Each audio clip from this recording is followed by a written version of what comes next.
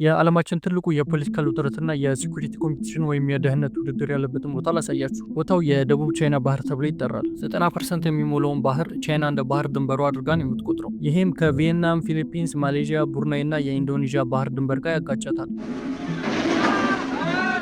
ይህ ግጭት ብዙ ጊዜ የሚዘገበው የኢኮኖሚ ጥቅም ተደርጎ ነው። ባህሩ ላይ የአሳ ሀብትና የተፈጥሮ ነዳጅ ስላለ ያው ባህሩን የተቆጣጠረ በዛ ይጠቀማል ይባላል። ይሄ በራሱ እውነት ቢሆንም ግን ብዙ ጊዜ ሪፖርት የማይደረገውን ነገር ላሳያችሁ። የቻይና 40% ንግድና ለኢኮኖሚ ወሳኝ የሆነው 80% የሚሞላውን ነዳጅ ኢምፖርት የምታደርገው በዚሁ ባህር ላይ ነው። እነዚህ ደግሞ የአሜሪካ የጦር መንደሮች ናቸው። እነዚህን የአሜሪካ የጦር መንደሮች ቻይና እንደ ስጋት ነው የምታየው። ለምሳሌ በሁለቱ ሀገሮች ጦርነት ቢነሳ አሜሪካ ቻይና ነዳጅ ሆነ ንግድ እንዳታንቀሳቀስ ባህሩን ዘግታ የቻይና ኢኮኖሚ እንዲቆም ወይም እንዲወድቅ ማድረግ ትችላለች።